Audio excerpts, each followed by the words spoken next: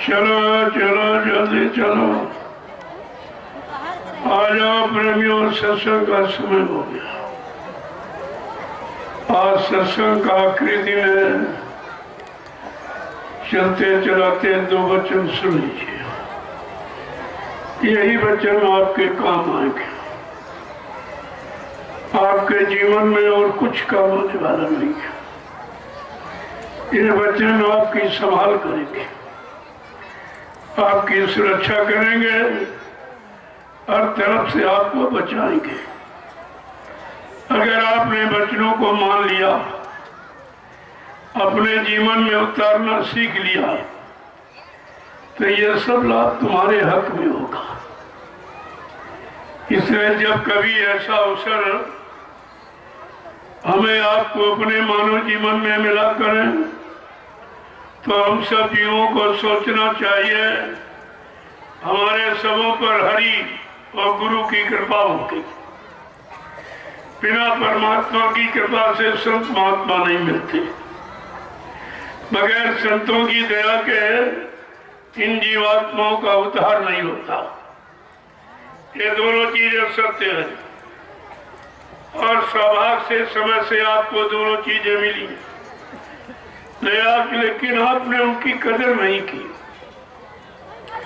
उनको जाना माना पहचाना नहीं। कितना बड़ा धोखा, आपके जीवन का ये सबसे बड़ा धोखा, क्योंकि ये जीवन का सबसे महत्वपूर्ण कार्य था जिसके लिए परमात्मा ने हमें आपको ये मनुष्य मंदिर दिया। उसी मनुष्य मंदिर को सार्थक बनाने के लिए और इस मनुष्य मंदिर को चेतन गुरु देने वाली चेतन जीवात्मा का उद्धार कराने के लिए ये दोनों काम होने का अवसर मिला, लेकिन हम आप एक भी काम नहीं करा पाए। न मानव जीवन को सार्थक बना पाए, न जीवात्मा का उद्धार करा पाए। तो ये दोनों तरफ का नुकसान आपने किया और ये जीवन बार बार आपको मिलेगा। जो तुम सोचते हो कि अब की बार मिल गया फिर मिल जाएगा, ऐसा नहीं है। इसीलिए पहले से लिख के बता दिया गया कि कबहू ककारी करुणा नर देहि अदेत ईश्वर बिन हेतु सनेही। कभी कभी करुणा निधान कृपा दया मेहरबानी करके मानो अनमोल मंदिर हमें आपको देता कि जाओ अब की बात किसी संत महात्मा की तलाश करके अपने घर जाने का रास्ता पूछ लेना। ये मानो मंदिर परमात्मा की प्राप्ति के मिला है और जीवात्माओं को अपने घर जाने का अवसर मिला। देखो कितना बड़ा महत्वपूर्ण कार्य जो किसी युग में किसी का नहीं हुआ। और यहाँ तक न ब्रह्मा का, न विष्णु का, न शंकर का, न रामकृष्ण का, न 33 करोड़ देवी देवता, न 9 करोड़ दुर्गा, न 10 करोड़ शंभु, ये काम किसी का नहीं।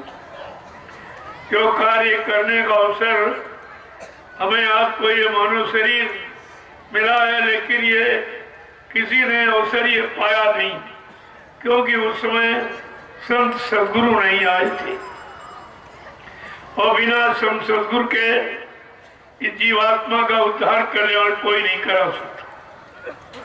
तो हमें आपको गुरु नहीं सतगुरु की जरूरत है। गुरु किसे कहते हैं?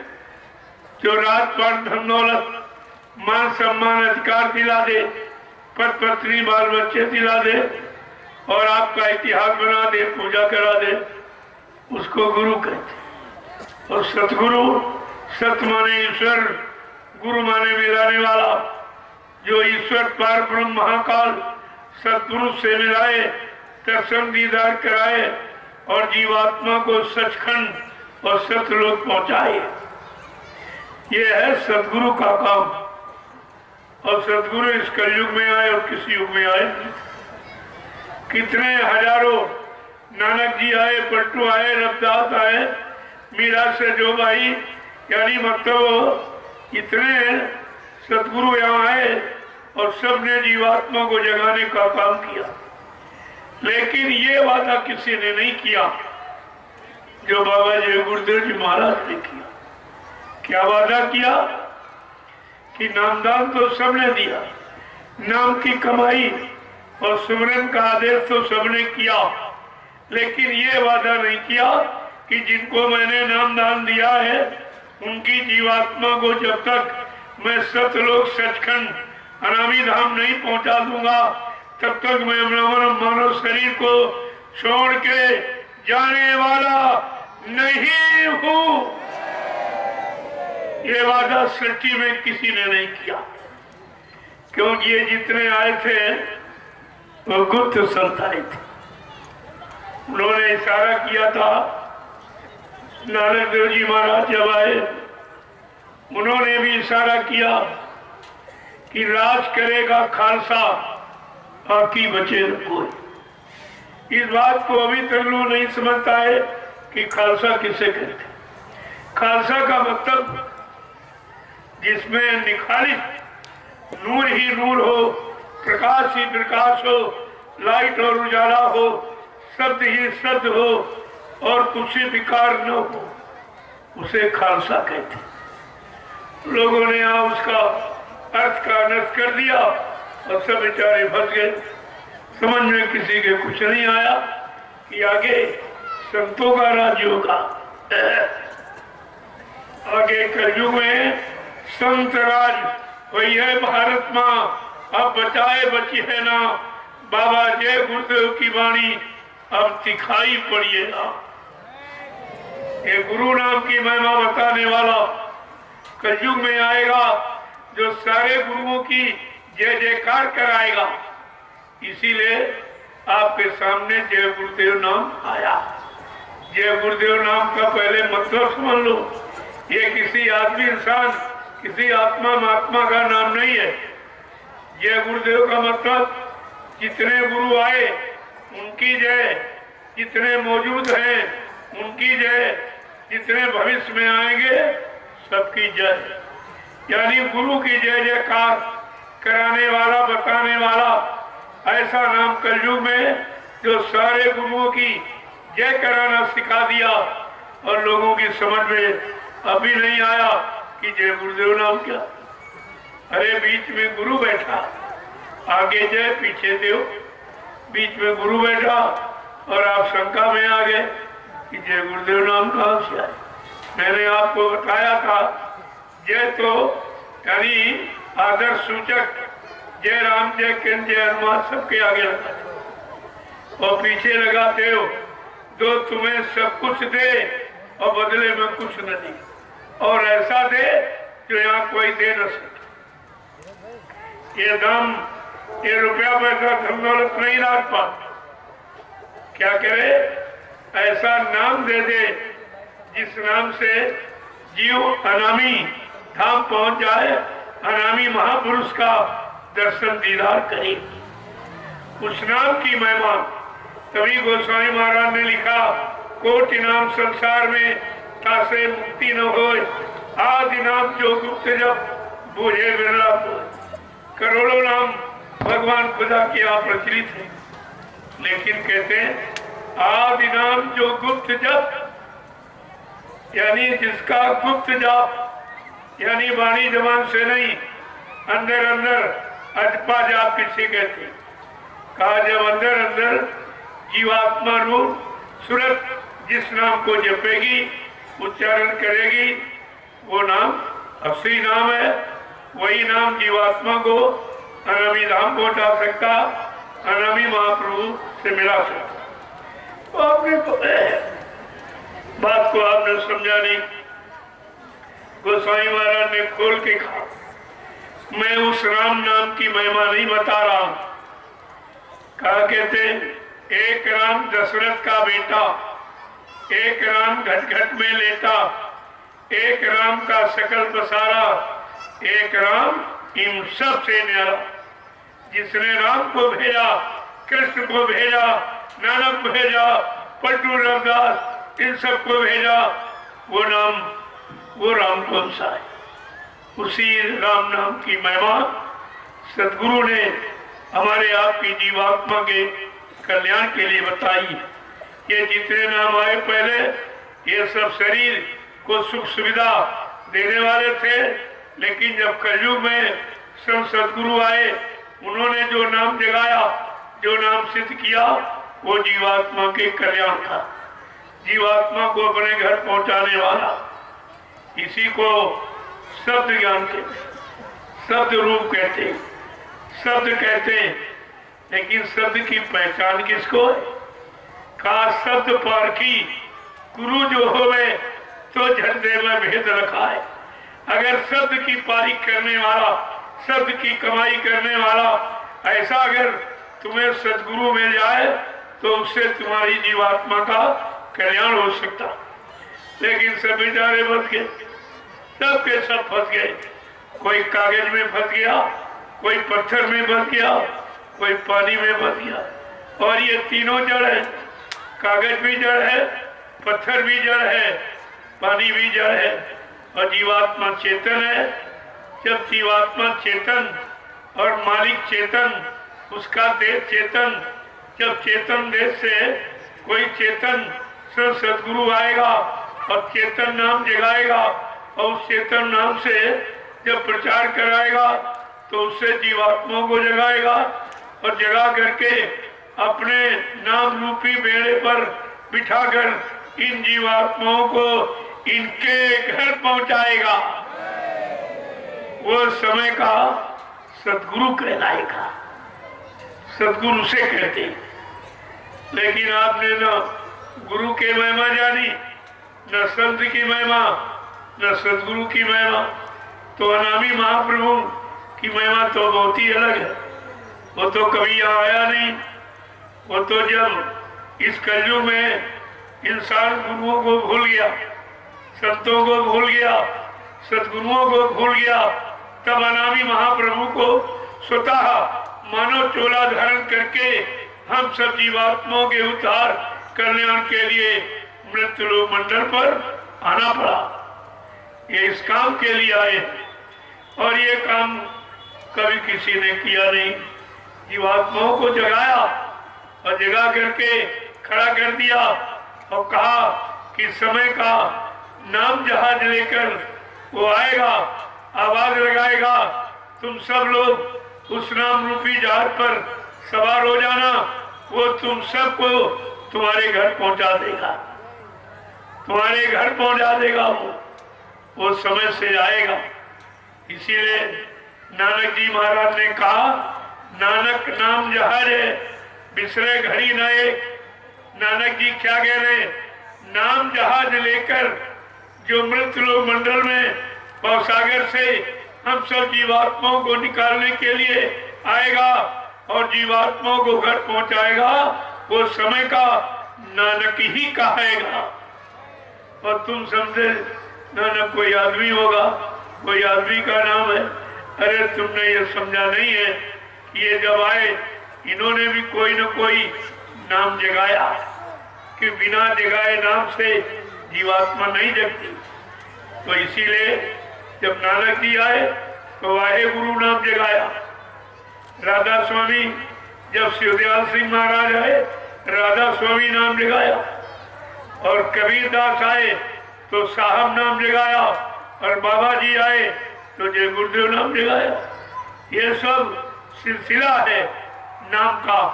कौन नाम कब आएगा, किससे हमारा काम होगा, तो समय के जीवों का काम समय के जगाए नाम से होगा। जो नाम पहले आए उससे आपका काम नहीं होगा। अब आए गुरु से आपका काम नहीं होगा। श्रद्धा जगेगी, सेवा भाव बनेगा, ये सब कुछ होगा। लेकिन वो नाम काम करके चला गया, अब उसके नाम से तुम्हारा काम नहीं होगा। तुम तो जो समय का सदगुरु, समय का मास्टर, समय का आचार्य, समय का डॉक्टर चाहिए, जो तुम्हारी मर्ज को और तुम्हारे तकलीफों को, परेशानियों को जानता हो। वो तुम्हारी तकलीफ मुसीबतों को हटा सकेगा और तुम्हें सुख शांति प्रदान कर सकेगा। लेकिन बात तुम्हारी समझ में आए, सब टेका टेकी बन, कोई सीताराम चिल्ला रहा, कोई राधे श्याम चिल्ला रहा, कोई हरिओम चिल्ला रहा, कोई साहब साहब कह रहा, कोई वाहेगुरु चिल्ला रहा। अरे ये नाम सत्य थे, अपने समय के सत्य थे।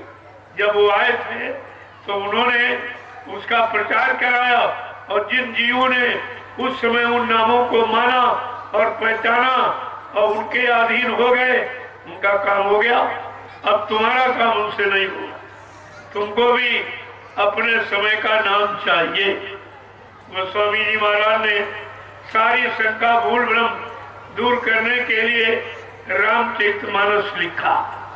ये संत गोस्वामी जी महाराज की रचना, ये किसी विद्वान की, कोई कथावाचक, कोई संसारी लोभी लालची की रचना नहीं है। ये संत की रचना। उन्होंने ये सब लिखा। क्या कहा? बड़े बड़े साफ शब्दों में, राम एक तापस तीर्थारी, नाम कोटि खल कुमत सुधारी। वो अयोध्यावासी राम, राजा दशरथ का लड़का, उसने केवल एक अहिल्या का धर्म धारण किया और नाम ने करोड़ों मती का सुधार कर दिया। वो नाम कौन सा जो करोड़ों जीवों को सही सच्चे रास्ते पर लाके खड़ा कर दिया? उस नाम की महिमा क्या कह रहे हैं? ब्रह्म राम से नाम बढ़। कितना साफ साफ कह रहे हैं, ब्रह्म राम से नाम बढ़। का ब्रह्म से और राम से भी वो नाम बड़ा जो सब सदगुरु जगाते हैं और जगा करके जीवात्माओं के लिए मतलब यानी सिद्ध करते हैं और नाम का बेड़ा लगाते हैं जीवात्माओं को घर पहुंचाने के लिए। वो तो नाम अलग है, उसी नाम की महिमा है। नाम नाम सभी कहे, नाम न चीन है कोई। सब नाम की महिमा चिल्ला रही। कोई हरिओम कह रहा, कोई सीताराम कह रहा, कोई राधे श्याम कह रहा, कोई वाहिगुरु कह रहा, कोई साहब जी चिल्ला रहा, तरह तरह के, कोई राधा स्वामी चिल्ला। लेकिन ये नाम सत्य है, झूठ नहीं है। लेकिन यहाँ पर अपने समय के सत्य, उस समय जब ये आए नाम को जगाया गया और जब तक वो जगाने वाला सदगुरु यहाँ रहा तब तक जीवों का काम होता। जब वो चले गए तो नाम का प्रभाव उनके साथ चला। जैसे जब तक सूरज रहता है, प्रकाश रहता, जब शाम को सूरज डूब जाता है उसके साथ साथ प्रकाश भी खत्म हो जाता, प्रकाश भी खत्म हो जाता। संत सूर्य और संता इनकी एक गति होती। ये समय से निकलते हैं, जो लोग पहचान लेते हैं, अपना काम बना लेते हैं, जो निंदा आलोचना बुराई करते रहते हैं, वो बेचारे बाद में पछता करके और बाद में वो हल्ला मचाते, तब कुछ होने वाला नहीं। जब महापुरुष चला गया तब आप में पहचान आई तो उससे होने वाला क्या? फिर आपको नाम लेने का फायदा नहीं है। वो तो समय से अगर नाम आपने पुकारा, नाम के अनुसार अपना काम बना लिया तो आपका काम हो गया। ये सब सारे शास्त्र यही बता, और आपने उस पर कोई ध्यान नहीं दिया। राम न सकहीं नाम गुण गाई, कहा वो राम उस नाम की महिमा को बखान नहीं कर सकता, क्योंकि वो नाम अनामी धाम का। जो अनामी धाम से नाम आएगा, अनामी महाप्रभु लेके आएगा, उस अनामी यानी मतलब उस नाम को जब जीवात्मा जगह जपेगी, ये जीवात्मा सुरत रूप जब जपेगी तब अपने घर को जाएगी, तब इसका उद्धार हो जाएगा, कल्याण हो जाएगा। ऐसे कितने लोग चिल्ला रहे, चिल्ला के मरते चले जा रहे हैं, किसी की जीवात्मा का उद्धार नहीं हुआ, किसी को दर्शन दीदार नहीं हुआ, किसी को मिला भी नहीं कुछ। अगर मिल जाता तब तो चलो ठीक, आपने बुलाया, कोई बोला और आ गया।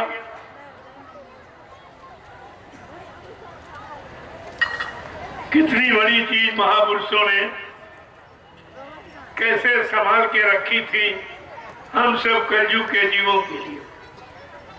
लेकिन हम कलयुग के जीव इतने अज्ञानी हैं कि उनकी बात को समझ नहीं पाते, उनके इशारे को नहीं समझ पाते। वो क्या कहना चाहते हैं, किस काम के लिए आए हैं, कौन सा काम करना चाहते हैं, कौन सा लाभ देना चाहते हैं। हम आप उनकी शरण में तो जाते हैं। सत्संग बच्चों को केवल कानों ने सुना लेकिन मन ने स्वीकार नहीं किया। ये तो मन का विषय। सत्संग मन को सुधारने की जरूरत है। अगर मन का शुद्धिकरण करना है, मन को संभालना है, मन को भोगों से हटाकर नाम योग की साधना में लगाना है, तो तीन बातें संत मत में यानी मुख्य है। सत्संग करो, सेवा करो और भजन करो। चौथा कोई रास्ता। ये तीनों रास्ते मन के शुद्धिकरण के। अगर मन को शुद्ध करना है तो बगैर सत्संग वचनों के ये सुधर नहीं सकता। जब संत सदगुरु के वचनों को सुनेगा तो मन भोगों से हटेगा और संतों की जो नाम योग की साधना है उसमें मन लगेगा आपका। और तुम ऐसे चाहो कि लग जाए तो लगने वाला नहीं। तुमने कितनी पूजा की, तुम्हारा मन ठीक हुआ? तुमने पत्थर की पूजा, कागज की पूजा, पानी की पूजा, ये सब पूजाएं आपने की, लेकिन मन तुम्हारा ठीक हुआ? मन तुम्हारा सुधरा? मन भोगों से हटा, नाम योग की साधना में लगा? ये तुम खुद देखिए। तुम्हारी जो तुमने पूजा पाठ आज तक की वो किसी की भी को, लेकिन उससे आपका मन नहीं ठीक, क्योंकि मन के ठीक करने के उपाय इसमें नहीं है। ये तो मन को और बौखलाने वाले, मन को और भोगों की तरफ ले जाने वाले ये सब काम है। जब पूजा करते हो तो कोई न कोई कामना करके, बगैर कामना के पूजा नहीं करते। और कामना है काल के सामान को पाने की। सामान दयाल का मांगना चाहिए, लेकिन जब दयाल और काल के सामान में आप अंतर ही नहीं समझते तो तुम काल दयाल के बारे में जानोगे क्या? कि दयाल क्या है, काल क्या? काल जो तुम्हें तुम्हारे किए गए कर्मों की सजा दे, माफ न करे, उसको काल कहते। और दयाल जो तुम्हारे मनसा वाचा कर्मा कोई भी कर्म आपने किया उसकी माफी करा दे और तुम्हारी जीवात्मा को सही सच्चे रास्ते पर लाके खड़ा कर दे, उसको दयाल कहते। अब तुम्हें यह सोचना चाहिए कि तुम्हें दयाल की शरण में जाना है कि काल की शरण में रहना। काल की शरण में रहते रहते कितने युग निकल गए। अब जब दयाल कलयुग में आया तो दयाल की बात आप समझी नहीं पाए।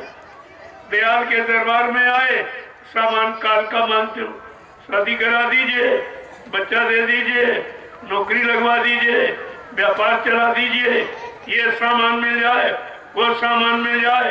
अरे ये नहीं कभी आपने समझा जो सामान आप मांग रहे हो वो काल का। काल के देश में जो कुछ दो नैनों से देखे, काल भोग सब करता और सब मर जाए, शब्द नहीं मरता। ये शब्द नहीं कभी मरता। और ये शब्द ज्ञान संतों का ज्ञान है। संतों का ज्ञान शब्द ज्ञान, यानी दयाल का ज्ञान शब्द ज्ञान और काल का ज्ञान अक्षर ज्ञान। और अक्षर आप रात दिन पढ़ते हो और शब्द की तरह मुखातिब होते नहीं हो। संत महापुरुषों ने क्या कहा? पढ़ना लिखना चातुरी ये तो काम सहल की, पढ़ाई लिखाई और ये लिखना पढ़ना ये तो सभी जानती। लिखना पढ़ना चातुरी ये तो काम सहल, लेकिन काम दहन मन बस करम यही काम मुश्किल। मुश्किल क्या है कि मतलब मन को काम करो, लोभ मोह अहंकार ईर्ष्या राग द्वेष से मोड़ना और सही शील क्षमा संतोष विनय विवेक इनमें लगाना। देखो काट है, ये काम करो लोभ मोह अहंकार का काट है, शील क्षमा संतोष विनय और विवेक। अगर आप दोनों चीजें जान जाए तो जब काम भाव जगे फौरन आप मतलब यानी शील धारण कर लो, क्रोध आए क्षमा धारण कर लो। ये सब आपके लिए संत महापुरुषों ने काट बनाया, लेकिन तुम काट का कभी प्रयोग नहीं करते, क्योंकि एक तो तुम्हें प्रयोग करना मालूम नहीं और तुम्हारा मन मानेगा नहीं, क्योंकि मन अभी काल के अधीन है। जिस दिन तुम दयाल के अधीन कर दोगे, दयाल की शरण को स्वीकार कर लोगे, उसी दिन ये मन काल की गुलामी छोड़ देगा। फिर ये दयाल की तरफ शब्द को पकड़ने की कोशिश करेगा। और यही हमारा विषय है। हमारे जीवन का असली रास्ता है यानी शब्द को पकड़ना, शब्द को पकड़ना। अब शब्द क्या है? कहा जो ऊपर से आवाज आ रही। हिंदू महात्माओं ने कहा देववाणी है यानी एकात्मवाणी, ये ब्रह्मवाणी, अनैतवाणी, ईश्वरवाणी है, वेदवाणी है। और मुसलमान फकीरों ने कलमा और आयत कहा है, लेकिन संत सदगुरु ने इसको शब्द कहा है कि ऊपर से शब्द आ रहा यानी आवाज आ रही। इसी शब्द आवाज को पकड़कर सारी सुरते रूहें जीवात्माएं सत्यलोक से ये मृत्युलोक में उतारी गई और काल माया ने अपने कर्मों के जाल में इनको फंसा लिया। अब ये बेचारी 3-3 युगों से फंसी पड़ी है। जो भी आया वो फंसता रहा। निकलने की बात तो किसी ने पूछी नहीं और कोई निकालने वाला यहाँ था भी नहीं।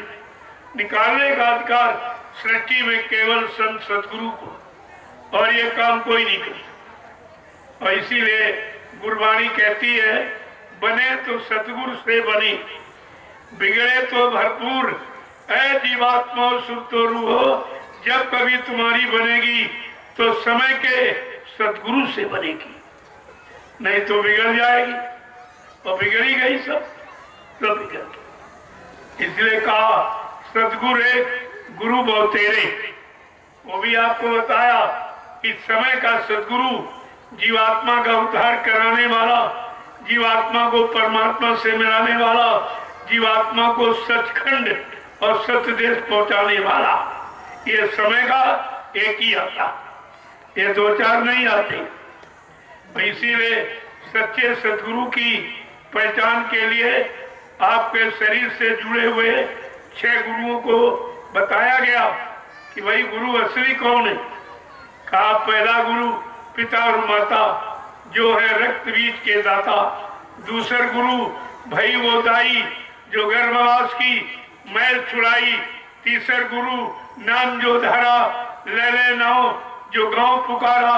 चौथा गुरु जो शिक्षा दीना तब संसारी मार्ग चीना। पांचवा गुरु जो दीक्षा दीना राम नाम का सुमरन कीना। छठवां गुरु भरम सब तारा ओंकार से नाता जोड़ा। लेकिन सतवां सदगुरु और शब्द रखाया और जहां का जीव तहां पहुंचाया।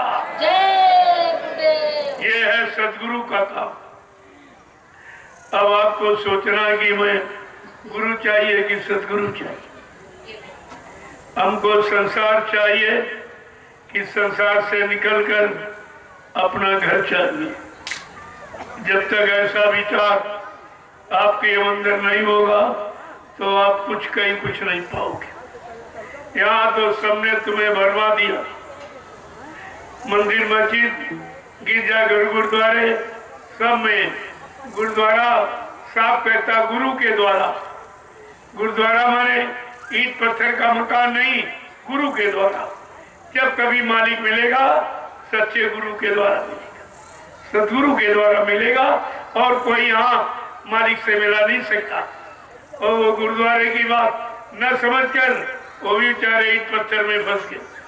वहीं अल्लाह मचाने लगे, वहीं यानी आवाज लगाने लगे, वहीं शब्द का बखान करने लगे।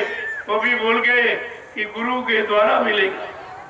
ये पढ़ने पढ़ाने से, ये कागजों के पढ़ने से नहीं मिलेगा, वो सच्चे सदगुरु के द्वारा मिलेगा। और जब कभी सदगुरु तुमको दया से मिल जाए तो तुमने तो कभी खोज की नहीं। तभी महापुरुषों ने कहा गुरु कोई खोज करो भाई, बिन गुराह कोई नहीं पाई। ऐसे सच्चे समर्थ सदगुरु की खोज करो जिसने अपनी जीवात्मा को जगा लिया हो, परमात्मा से मिला दिया। ऐसे सदगुरु की खोज करो। जब वो मिल जाएंगे तो तुम्हारी जीवात्मा को जगाने की युक्ति दे देंगे। इसी युक्ति को नामदान कहते हैं। ये आपको मिल जाएगा नाम युक्ति। और तुम यहाँ दाम की युक्ति के चक्कर में हो, ये पैसा वो पैसा ऐसे आ जाए वैसे आ जाए, इससे आ जाए, चोरी करने से, झूठ बोलने से, बेईमानी करने से, मतलब मार काट, हिंसा, तमाम तरह के उपाय सोचते रहते हो तो उसी में फंस गए हो। अब करने लगे तो फंसने लगे। अब फंसते फंसते इतना फंस गए हो कि अब तुम निकल ही नहीं सकते, क्योंकि निकालने वाला कोई आया नहीं और जो आया उसको आपने पहचान नहीं पाया। तो कितना बड़ा धोखा आपके साथ। और बार बार उसी धोखे से बचने की याद कराई जा रही। ये सत्संग क्या है? ये सत्संग समझौती आपके मन को समझाया जा रहा कि देख मन, 3 युगों से तुम मन के कहने पर चला और फंस गया है, निकल नहीं पा रहा। अब जरा गुरु का कहना मान ले। तो क्या कह रहे? सतगुरु कहे करो तुम सोई, मन के कहे चलो मत कोई। अब तुम मन का कहना मत मानो। ये मन तुमको निरंतर भोगों की तरफ ले जाएगा, जो काल का सबसे जबरदस्त जाल है भोगों का। उसी जाल में जाके फंसा देगा, फिर तुम्हारा निकलना बड़ा मुश्किल हो जाएगा। इसलिए 3 युगों से मन का कहना माना तो तू फंस गई है। अब जरा सतगुरु का कहना मान ले, जो तेरे कल्याण के लिए आए हैं, तुझे तेरे घर पहुंचाने आए। तो सतगुरु ने आकर पूरा भेद बताया। ऐसे नहीं, उन्होंने भेद बताया कि हम आए वही देश से जहां तुम्हारा धाम, तुम सबको घर पहुंचाना एक हमारा काम। क्या काम है सदगुरु का? कि जीवात्माओं को घर पहुंचा दिया। ये कहते तुम्हारा घर नहीं, ये तो काल माया का घर है। इस घर में तुमको फंसा गया, अब तुम्हें निकलना है। कैसे फांस लिया? तुम्हारे पास ये नाम आधार था, नाम डोर शब्द डोर को पकड़ा के सारी सुरतोरुओं जीवात्माओं को सत्पुरुष ने मृत लोक मंडल पर उतारा और काल माया ने मिलकर तुम्हारी वो शब्द डोर नाम डोर छीन ली और तुम्हें निहत्थे कर दिया। अब तुम्हारा आधार खत्म हो गया और जीवात्मा को फंसा दिया। अब इसीलिए फिर से सदगुरु वही नाम सतडोर पकड़ाने आए हैं, वही नाम दान देने आए हैं। जिस नामदान को पकड़कर सारी जीवात्माएं मृतलोक मंडल पर आई थी और काल माया ने मिलकर तुम्हारी नाम डोर छीन ली। अब पुनः समर्थ दाता सदगुरु वही नाम डोर आपको पकड़ाने कहा, पकड़ ले और चल अपनी घर की तरफ, मैं तुझे तेरे घर पहुंचा दूं। कहा मैं और कोई काम करने नहीं आया, मैं तुमको तुम्हारे घर पहुंचाने आया। देखो कितनी बड़ी आवाज लगी और आप पुराने टेकी बने हो, पकड़े बैठे हो, तुम्हें ये भी नहीं मालूम है। अरे भाई समय का डॉक्टर, समय का मास्टर, समय का आचार्य गुरु ही मदद करेगा। बहुत अच्छे आए थे लेकिन वो चले गए, अब उनसे तुम्हारा काम नहीं होगा। ये बात अभी तक लोगों की समझ में नहीं आई और सब वही पुरानी रूढ़िवादी में बेचारे फंसे पड़े, उसी को पकड़े बैठे। जबकि आपसे कहा गया था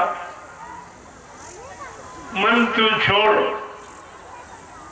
सुख दुख का धाम, लगो तुम चढ़कर अब सतनाम।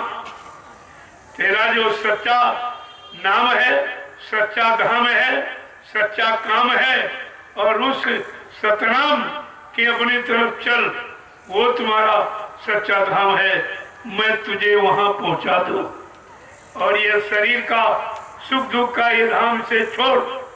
ये तो कभी सुख कभी दुख, न सुख आपको स्थायी न दुख स्थायी है। यही सुख दुख के झमेले में तुमको भागता रहता, कभी सुख दे देता, तुम हंसने लगते हो, फिर दुख दे देता, रोने लगते हो, फिर दुख देता, फिर हंसने, फिर इसी हंसने रोने में ये पूरा जीवन तुम्हारा खत्म हो जाता। न हंसना हाथ लगा न रोना ही हाथ लगा। तो कहता है इस सुख दुख के झमेले से चल, तुझे मैं सच्चे सद्धाम पहुंचा दूंगा।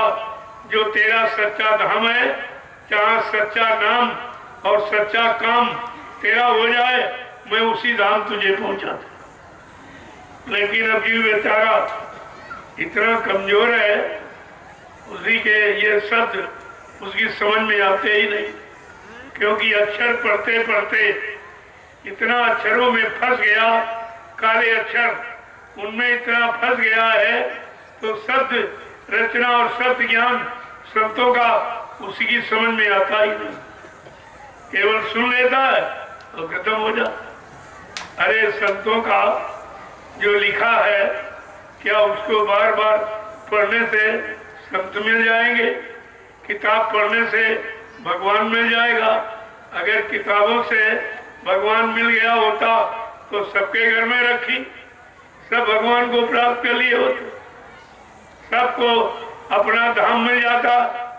तो मैंने जब लोगों से पूछा कि भाई किताबों से गुरु बना है कि गुरु ने किताब बनाई, मैंने सिखों से पूछा कि आप ये बताइए, ये ग्रंथ साहब जिसे तुम कहते हो साहब, ये साहब शब्द किसने दिया था?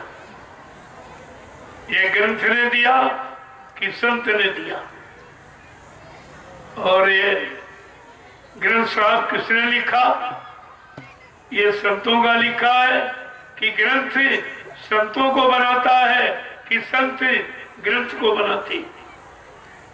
तो ग्रंथ गुरु हो गया। यही उनका भ्रम नहीं जा रहा। कहते ग्रंथ गुरु, सारे सिखों को आदेश हो गया वो ग्रंथ को गुरु मानेगी। ऐसा बीच में लोगों ने भरमा दिया, जबकि ग्रंथ से गुरु नहीं है, ग्रंथ से गुरु नहीं बना, गुरु से ग्रंथ बना। गुरु तो हजारों ग्रंथों को बना देगा और ग्रंथ ही नहीं जीवात्मा को जगा के परमात्मा से मिला देगा, लेकिन ग्रंथ न जीवात्मा जगा सकता न परमात्मा से मिला सकता। इतनी मोटी बात तो लोगों को पकड़नी चाहिए। अभी तक इसको कोई नहीं पकड़ता। जब मैं उनसे पूछता हूँ कि ये बताओ आप इतने दिन से ग्रंथ साहब का पाठ कर रहे हो, क्या गुरु नानक देव जी महाराज मिले, या किसी संत का दर्शन दीदार हुआ, या किसी ने तुमसे स्वप्न में या जागते में कुछ कहा कि इसको पढ़ने से मैं तुमको घर पहुंचा दूंगा, तुम्हारी जीवात्मा जाग जाएगी, क्या ऐसा किसी संत ने वादा किया? तब कहते ये तो नहीं किया। हमने फिर क्यों लगे? तो सच्चे गुरु की तलाश करो। जब गुरु मिल जाएगा तो ग्रंथ मिल जाएगा, लेकिन ग्रंथ से गुरु नहीं मिलेगा और गुरु से हजारों ग्रंथ मिल जाएंगी। इस महिमा को आपको समझ के रखना चाहिए, लेकिन कोई नहीं सुनता। सब रामायण को मानते, रामायण की नहीं मानते, राम को मानते, राम की नहीं मानती। ऐसे लोग गुरु नानक साहब को मानते, लेकिन गुरु नानक साहब की शिक्षा और सिद्धांत और युक्ति क्या है उसे नहीं मानते, उसे नहीं मानते।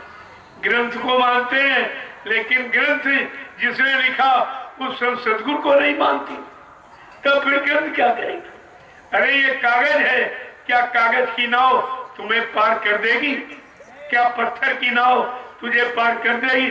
और तुम्हारे पास कागज और पत्थर की नौका, पत्थर तुम्हें डुबो देगा और कागज गल जाएगा। ये दोनों नैया तुम्ही को डुबा देंगी, तुम्हें किनारे नहीं लगाएंगी, तुम्हें पार नहीं करेंगी। लेकिन बात समझ में आ जाए तब तो कितना समय लग गया। 750 वर्ष संतों को यहाँ पर आते हो गया। कितने संत आए और सबने समझाया और इशारा किया, लेकिन किसी ने उनकी बात नहीं मानी। उनको तो माना, लेकिन उनकी शिक्षा नहीं मानी। तो उनको मानने का क्या मतलब? उनको मानने का मतलब उनकी शिक्षा माने, जो बताएं उसको हम करें, उसके अनुसार चलें, तो हमें आपको लाभ मिल जाएगा। अंतर ऐसे लाभ मिलने वाला नहीं। इसलिए वचन वाणी को बहुत सावधानी के साथ सुनना चाहिए और एक एक वचन वाणी को पकड़ के अपने जीवन में उतार के रखना चाहिए। क्योंकि ये जीवन किस तरह जीने के लिए मिला है, जीवन में कुछ पाने के लिए जीवन मिला है। आपने पाया तो कुछ नहीं, और जो था वो गंवाया, सब गंवा दिया। समय गंवा दिया, उम्र गंवा दी, ज्ञान गंवा दिया, इंद्रियों की शक्ति ताकत हमने गंवा दी, सब खत्म हो गया, मिला आपको कुछ नहीं। वो आपने किस लिए गंवाया? अरे खोना पाने के लिए खोना तो ठीक है, हमें कुछ मिले तब तो खोना ठीक है, लेकिन खोया और पाया कुछ नहीं, तो खोने का मतलब क्या? जीवन भी खो दिया और ये उम्र भी खो गई। जब बचपन खोया, जवानी खोया, इन खोने पर क्या मिला? बुढ़ापा। जब बचपन जवानी खोई तब बदले में मिला बुढ़ापा। बुढ़ापा का मतलब बूढ़ा आपा, यानी सारा आपा माने घमंड, सब डूब गया। आंखों ने देखना बंद कर दिया, कानों ने सुनना बंद किया, दांतों ने चबाना बंद कर दिया, पैरों ने चलना बंद कर दिया, हाथों ने उठाना बंद कर दिया, और मन बुद्धि से याददाश्त यानी पकड़ना रखना सब खत्म। ये सब आपका चला गया। तो मैं आपसे पूछूंगा भाई मिला क्या? इतना खोने के बाद क्या मिला? क्या इस पर कभी आपने विचार किया है? अरे भाई अगर बाजार जाते हो, जेब खाली होती तो झोला भर जाता सामान से, तो तसल्ली हो जाती कि जेब खाई लेकिन झोला तो भरा, लेकिन तुम्हारा तो सब खाली हो गया और तुम खाली के खाली बैठे हो और कुछ नहीं मिला। तो कम से कम अब भी सोचो, अरे अब लो नसारी अब न नसइयों, अगर यही संकल्प करना सीख जाओ तब भी आपकी अभी बन सकती। अब लो नसारी अब न गई बहुत रही थोड़ी, वो भी जाने वाली। सब चला गया, बचपन किशोरावस्था जवानी, अब बुढ़ापा आ गया, क्या होना। जो जवानी में सारे काम पूरे करने की कोशिश करते हो और ये भगवत प्राप्ति बुढ़ापे के लिए छोड़ रखी, ये कैसे आपसे हो जाए? जब वो जो जिंदगी भर करते रहे वो काम बुढ़ापे में नहीं होते, तो ये नया काम प्रभु प्राप्ति का ये बुढ़ापे में कैसे हो, ये आपसे कैसे हो जाए? इसीलिए महापुरुष तो आपको साहस बनाते हैं, घबराते आपको नहीं है। कहा चलो ठीक है, जो समय चला गया उसकी याद मत कर, जो बचा है उसी में सुधरने की कोशिश कर। सब सदगुरु दयालु है, कहते एक घड़ी आधी घड़ी आधी माँ पुण्याप, गोस्वामी संगत साध की हरे कोट अपराध। कहा वो तुम्हारा एक घड़ी में भी उद्धार कर सकते हैं, वो तो उद्धार करने वाले पर निर्भर है। कौन कितना शक्तिशाली है, कौन कितना बलवान है, कौन कितना समर्थ है, वो तो उस पर निर्भर है। तभी तो समर्थ दाता दयालु ने आपके सामने संकल्प लिया है कि मैं परिवर्तन करने आया हूँ, परिवर्तन करके ही जाऊंगा। कोई माई का लाल हमें इस परिवर्तन से न रोक सकता है, न मेरा काम कोई कर सकता है। जय गुरुदेव। क्या ये चैलेंज और किसी ने किया ऐसा? किताबों में आपने पढ़ा है किसी ने ऐसा चैलेंज किया?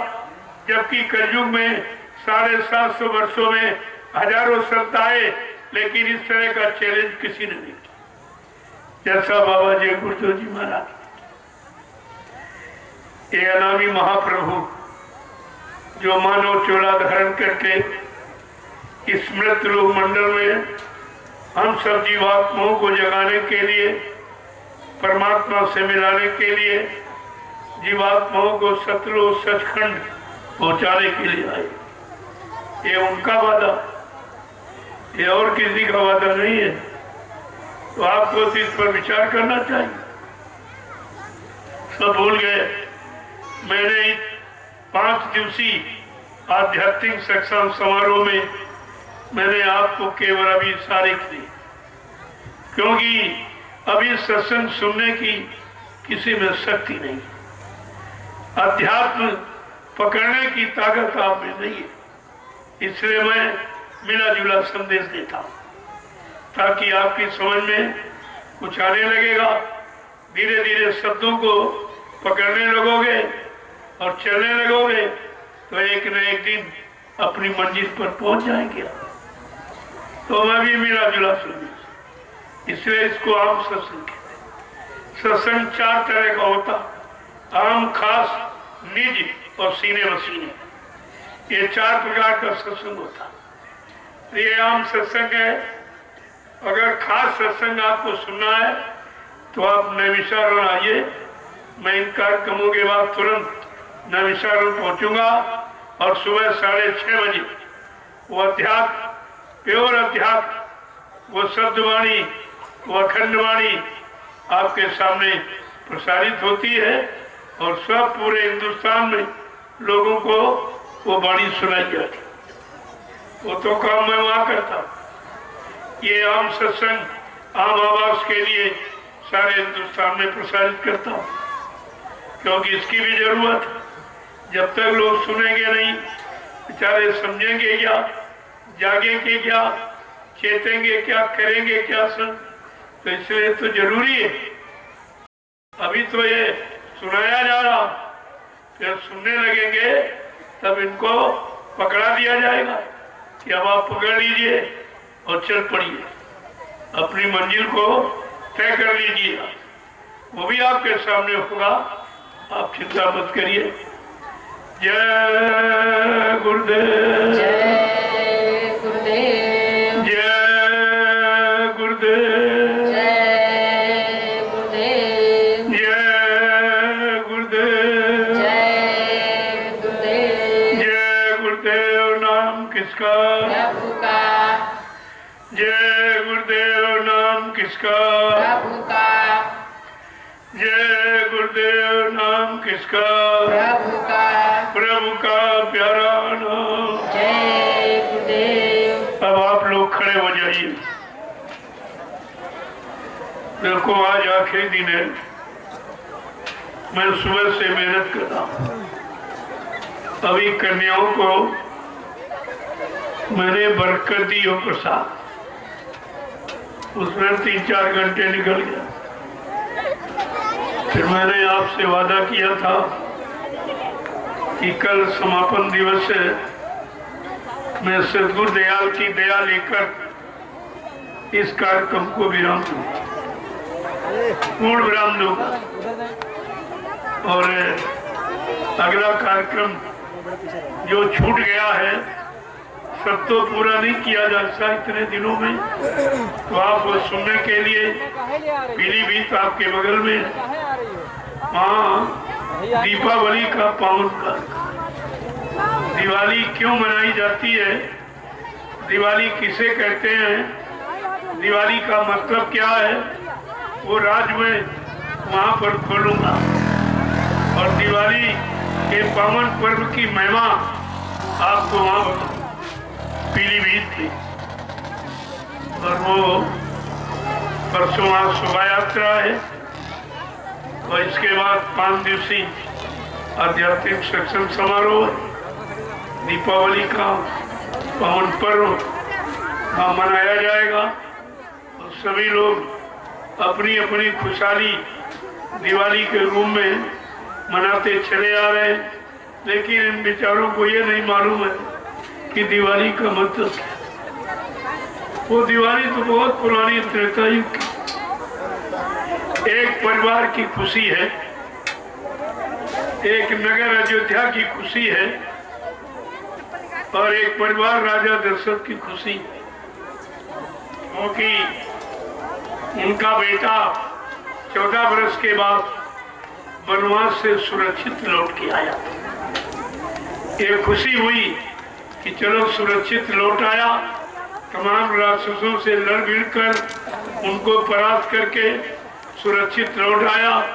कहा ये गुरु की दया थी जो वापिस लौट आए, तो उसकी खुशहाली। लेकिन तुम्हारी दिवाली कब होगी, तुम्हारी खुशहाली कब होगी, तुम अपने घर वापिस कब जाओगे, तुम्हारी जीवात्मा अपने घर जाएगी कब। आगे नहीं आओ, इतना ही रहा। राम अयोध्या अपने घर वापस आ गए तो दिवाली मनाई गई, लेकिन तुम्हारी जीवात्मा अपने घर कब पहुंचेगी और तुम्हारी कब दिवाली। क्यों, सदा दिवाली संत घर हरदम रहे त्योहार। संत दिवाली करत है सत्यलोक के मां, उनकी दिवाली तो सतलोक में हो, सच्चे लोक में हो। तो आपको ये काल की दिवाली, उदयाल की दिवाली, दोनों दिवाली के बारे में जानकारी आपको करनी चाहिए। काल देश में काल की दिवाली कब से मनाई जा रही, और तुम दयाल देश की कभी खुशहाली दिवाली जानते ही नहीं हो। अगर सब सदगुरु के वचनों को सुनो और समझो तो तुम्हें समझ में आ जाएगी कि हम सब जीवात्माओं की दिवाली कब होगी, कब खुशहाली होगी, जीवात्माएं कब अपने घर वापस पहुंचेगी, अपने सच्चे मालिक प्रीतम का दर्शन दीदार करेगी। तो बात तो समझने की, ये तो मैं राजमई पर खोलूंगा। जय गुरुदेव, जय गुरुदेव, जय गुरुदेव, जय गुरुदेव, जय गुरुदेव,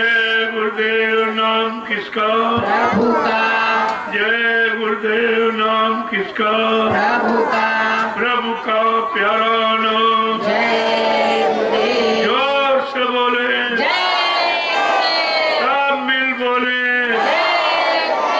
बोलना होगा, गुरुदेव। अभी से बोलो, जय गुरुदेव। दुख दर्द हरेंगे, जय गुरुदेव। सब कष्ट मिटेंगे, जय गुरुदेव। सुख शांति भी देंगे, सबके दाता, सबके मालिक।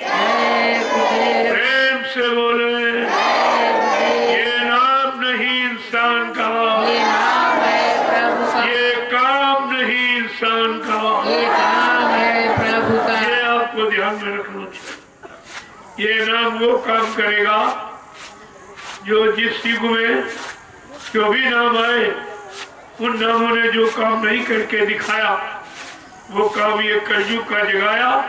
कलयुग के जीवों के लिए जय गुरुदेव नाम प्रभु का, ये प्रभु का नाम।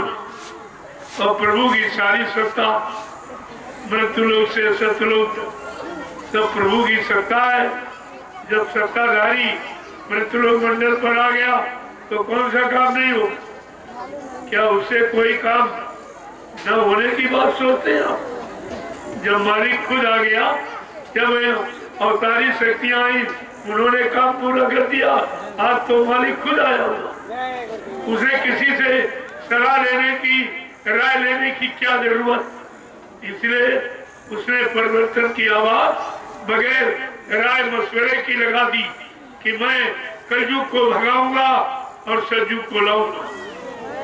सबको न्याय सुरक्षा रोजी रोटी की व्यवस्था बना के दूंगा, सबको शाकाहारी बनाऊंगा, सबकी जीवात्माओं को जगाऊंगा, परमात्मा से मिलाऊंगा और जीवात्माओं को उनके घर सतलोक सचखंड अनामी धाम पहुंचाऊंगा। देखो कितना बड़ा वादा, ये वादा किसी ने आज तक किया नहीं। अब आपको सोचना चाहिए ये वादा किसके लिए है, किसको लाभ देने वाला है। इतना तो विचार आपको कर ही लेना चाहिए। ये वादा हम सब जीवात्माओं के उद्धार कल्याण के लिए हो, तो हमें आपको तो अपने लाभ की बात तुरंत पकड़नी चाहिए और पकड़ करके अपना लेना चाहिए ताकि अपना काम हो जाए। जय गुरुदेव, जय गुरुदेव, जय गुरुदेव। जय गुरुदेव, जय गुरुदेव। नाम किसका? प्रभु का। प्रभु का प्यारा नाम। सतयुग कौन लाएंगे, विश्व में शांति कौन लाएंगे, जन जन में प्रेम कौन लाएंगे? स्वामी जी का कहना है, ये बात को ध्यान में रखिए। ये और किसी ने नहीं कहा।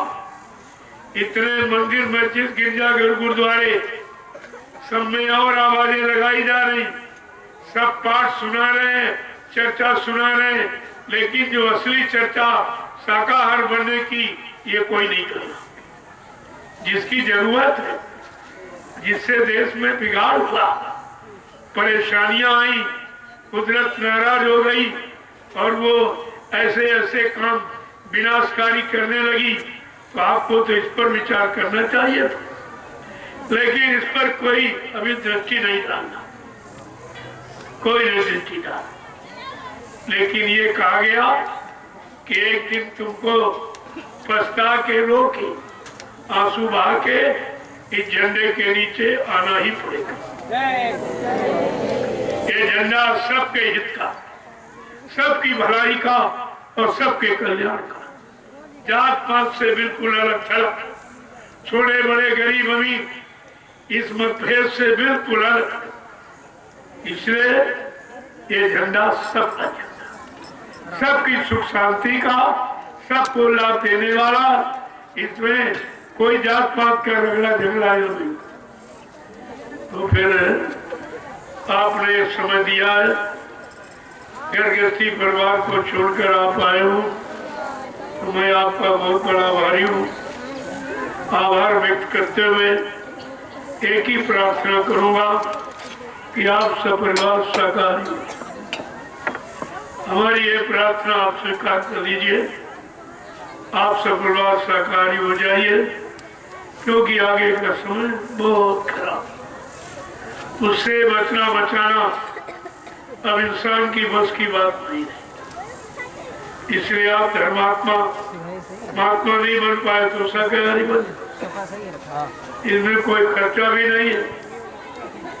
तो ऐसा काम करो जिससे तुम्हारा लोक परलोक दोनों बन जाए, दोनों आपके बन जाए। जय गुरुदेव। देखो आपने जमीन का प्रयोग किया और यहाँ बैठकर आप 5 दिन सच्चा प्रभु का भजन, सच्ची इबादत पूजा आपने की, तो ये तो तीरथ बन गया। और आप इसको पाक साफ छोड़ के जाइए। 4-6 लोग प्लास्टिक की बोरी उठा लो, कोई कूड़ा कचरा कहीं पड़ाओ, 2 पत्थर फौरन उठाओ और एक जगह रख के जला दो या गड्ढा खोद के। भंडार वाले, तुमने अगर कोई गड्ढा खोदा हो तो उसके पार दे, पानी डाल के नीचे ऐसी छाप छोड़ के जाओ कि तुमको लोग हमेशा याद करें। मैंने ऐसी छाप छोड़ी है, और तुम कम से कम ये सफाई का अभियान इनको दिखा दो कि स्वच्छता अभियान किसे कहते। मैंने लोगों से कहा, जब भी किसी कार्यक्रम पे जाओ तो अपने साथ थाली लोटा गिलास लेके जाओ। शुद्ध पात्र में शुद्ध भोजन करोगे तो भजन बनेगा। भजन का भोजन से बहुत बड़ा संबंध होता। आप तो आप समझते नहीं। इस प्लास्टिक की भोजन की बर्तन में भोजन करोगे तो मन कभी शांत नहीं होगा, क्योंकि ये विकार युक्त ये बर्तन है, बहुत विकार, बहुत गंदा, सबसे गंदा है ये। आपको इसमें भोजन नहीं करना। अपना थोड़ी मतलब लोटा थाली गिलास साथ में रखो जोड़े में, और 4 मीटर मोजामा बिछाने का, 4 मीटर ओढ़ने का। जहाँ जाओ बिछा बैठ जाओ, धूप में तोड़ लो, प्रसाद का बोल लो। बिल्कुल स्वयं स्वावलंबी बनो, किसी पर अपना बोझा मत डालो। जो तुम्हारे बोझों को ढोएगा वो तुम्हारे परमार्थ से कटौती हो जाएगी। इतना भजन तुम करते नहीं हो कि कटौती होकर तुम्हारे पास कुछ बच जाए।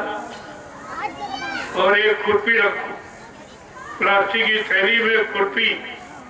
जब जहाँ कार्यक्रम में जाओ तो वहाँ के जिम्मेदारों से पूछो कि भाई दिशा मैदान किधर जाएगा।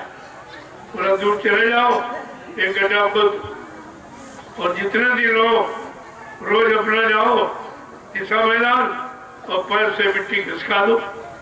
तो जिस दिन तुम यहाँ से चलोगे वो गड्ढा अपने आप पूरा, कोई प्रदूषण नहीं, कोई गंदगी नहीं, और सबसे बड़ा लाभ कि इस जमीन की उर्वरक शक्ति बढ़ जाएगी। ये स्वच्छता का सबसे बड़ा अभियान।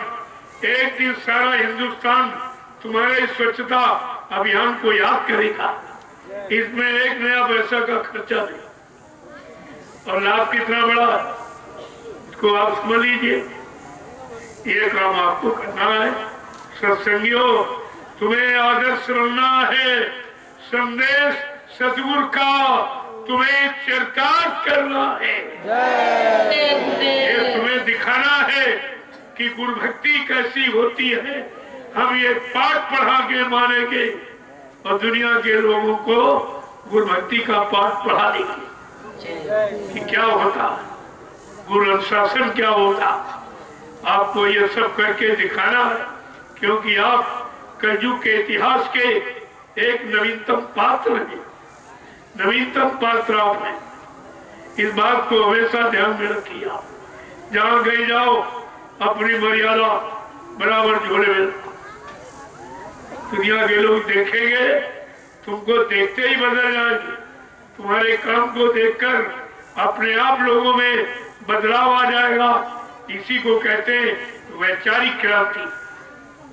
आप समझते नहीं बात। जय गुरुदेव। जय गुरुदेव। अब आप चलने की तैयारी करो, धीरे धीरे इसे समेट लो और सुबह एकदम यहां से प्रस्थान करो, क्योंकि वहां भी आपको यही से लगा। ऐसे गुरुदेव नगर 2 घंटे बना देते हैं। आप पहले से देखिए 2-3 घंटे में तैयार कर देते और 1 घंटे में उजाड़ देते। फिर दूसरी जगह ऐसे ये 9 बरस से लगातार मेहनत कर, उखाड़ना लगाना, उखाड़ना लगाना, उखाड़ना लगाना। ये 9 बरस से ये मेहनत कर रहे। ये समाज के लिए सच्ची सेवा, ये छोटी मोटी सेवा का प्रमाण नहीं है।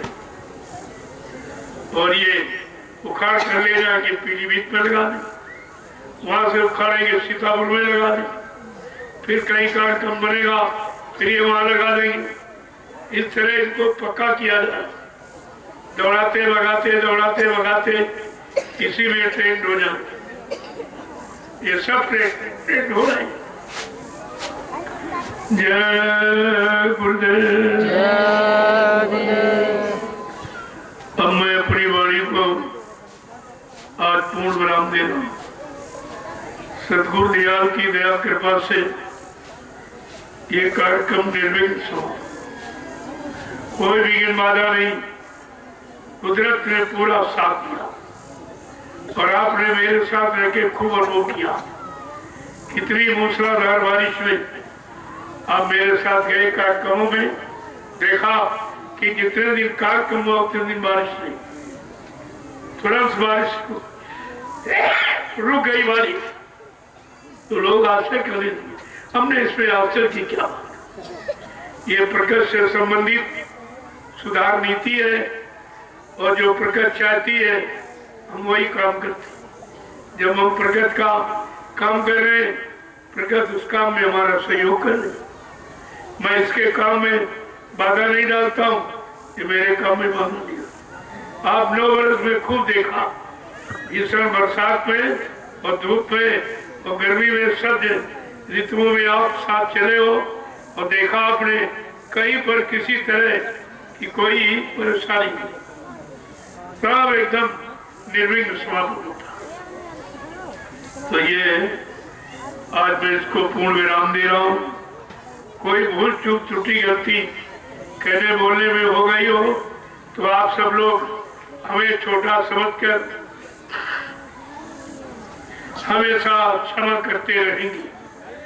अवसर मौका मिलता रहेगा, आप सबके दर्शन करता रहूंगा। गुरु के अनमोल वचन तुमको तुम्हारे सबके कान तक पहुंचाता रहूंगा। मेरा और कोई काम नहीं। यह बिल्कुल खुला अभियान मेरा है। न कोई सेवा मांगता, न कोई किसी की निंदा आलोचना बुराई करता, न सिखाता, न गलत रास्ते पर चलता, न चलने की शिक्षा देता। एकदम बिल्कुल ये पाक साफ आपके सामने है और 9 बरस से बराबर एक रस चला। यदि लोगों ने बड़ा उखाड़ पछाड़ किया, लेकिन सत्य कभी पराजित होता ही नहीं। मैं अपने रास्ते पर चलता रहा। मेरे पास किसी की बात सुनने के लिए समय ही नहीं था। मैं क्या सुनता और उसे सुनने से हमारा कोई काम नहीं होता। हमने कहा अगर भाई तुम सच्चाई हमारे साथ सहयोग कर सकते हो सच्चाई का तो कर दीजिए, नहीं जो काम तुम्हारा अपना तुम करिए, जो मेरा काम मैं कर रहा हूँ। मैंने किसी की बात सुनी ही नहीं। बड़ी निंदा आलोचना बुराई लोग कहते थे ये निकाला जा रहा आपके बारे में ये है। हमने देखो है भले भलाई करते और बुरे बुराई करते। जिसका जो काम है वो अपना काम करेगा और जो मेरा काम है मैं अपना काम कर रहा हूँ। न मैं उनकी नकल कर सकता हूँ, न वो मेरे अच्छे काम की नकल कर सकते। ये चीजें आपने खूब देखी और खूब आपने अनुभव किया, लेकिन कुछ नहीं, सब जहाँ के तहाँ एकदम स्थिर हो गए और ये सत्य अपने आप आगे बढ़ रहा और सत्य एक दिन अपना झंडा गाड़ देगा तो आपकी समझ में सब आ जाएगा। जय गुरुदेव, जय गुरुदेव, जय गुरुदेव, जय गुरुदेव। जय गुरुदेव। नाम किसका? प्रभु का, जय गुरुदेव। नाम किसका? प्रभु का, जय गुरुदेव। नाम किसका? प्रभु का, प्रभु का प्यारा नाम। जय गुरुदेव। अब आप जा सकते हो, आपके लिए आदेश हो गया। आप अपने घर की तरफ प्रस्थान करो। मैं कल निकलूंगा पीलीभीत के लिए, तो वहाँ भी 5 दिवसीय आध्यात्मिक सत्संग समारोह है। वहाँ भी लोगों को जानकारी दूंगा और धीरे धीरे ये पूरे हिंदुस्तान में एकदम सब जगह खबर फैल गई। ऐसा नहीं आप खड़े हो, आप अपने को नहीं देख पा रहे, लेकिन तुमको पूरा हिंदुस्तान देखना, क्योंकि ये बच्चे सीधा प्रसारण सब सीधा भेज रहे हैं एकदम कि देख लीजिए ये क्या हो रहा। तुम कह रहे हो अनुशासन नहीं है, तुम कह रहे हो बीमारी है, 10 आदमी इकट्ठा नहीं होना, और यहाँ ये सदगुरु की मौज में ये कितने जीव पड़े, ये कितनी पड़े आप देखिए। ये सदगुरु की मौज है, ये उनकी मौज में। जय गुरुदेव। अब मैं आपके दर्शन दीदार के लिए नीचे बैठ जाऊं।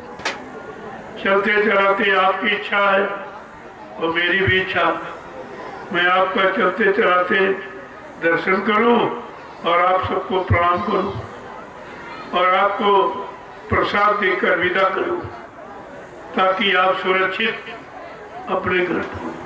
देखो कोई बहुत बड़ी जब जान पर कोई आफत आती तो शारीरिक तो थोड़ा टूटफाट और रुपया पैसा धन दौलत के नुकसान करा के तुम्हारी जान को बख्श दिया जाता है।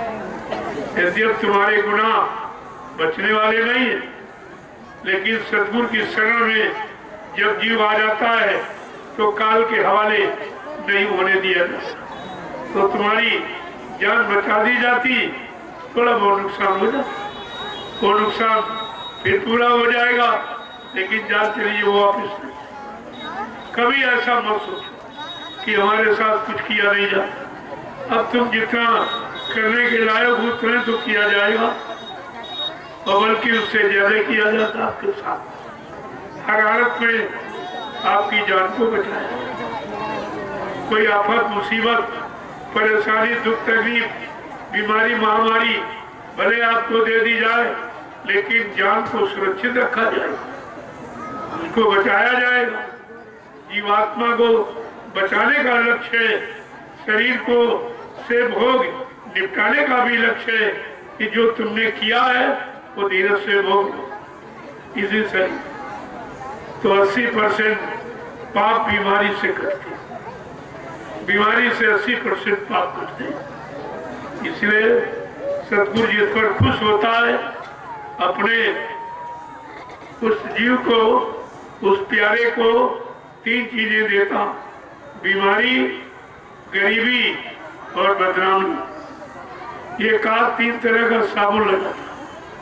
सतगुरु 3 तरह का साबुन लगाते हैं तुम्हारे अनंत जन्मों के पापों की गंदगी को धोने के लिए, साफ करने के लिए।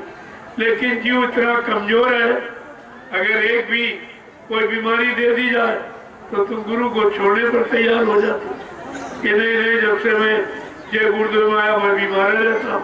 अरे ये नहीं सोचते हो कि बीमारी से धीरे धीरे तुम्हारा कर्म कटना, अगर एकदम काट दिया तो तुम चले जाओगे, तुम बच ही नहीं सकते। तो धीरे धीरे रे माना धीरे सब कुछ होए, मानी सीते सोगा और ऋतु आएगा। इस बात को आपको समझना चाहिए। धीरज काम रहमान का और जल्दी काम शैतान का। तो शैतान का काम तो किया नहीं जा रहा है, अब रहमान का काम है कि धीरे धीरे धीरे आपके कर्मों की अदायगी हो जाए और अपने घर चले जाओ। कोई कर्म रह जाएगा तो आपको जाने नहीं दिया, वो रोक देगा। लेकिन सदगुरु दयाल इतने होशियार हैं, बीमारी देकर, गरीबी देकर, बदनामी देकर तुम्हारा कोई कर्म कर्जा रहने ही नहीं दे, जो कल तुमको यहाँ रोक सके। तुम्हारे साथ कितनी बड़ी दया की जा रही, लेकिन तुम उस दया को समझ नहीं पाते। जय गुरुदेव, जय गुरुदेव, जय गुरुदेव, जय गुरुदेव। नाम किसका? प्रभु का, प्रभु का प्यारा नाम। जय गुरुदेव। अब आप लोग लाइन में खड़े हो जाओ।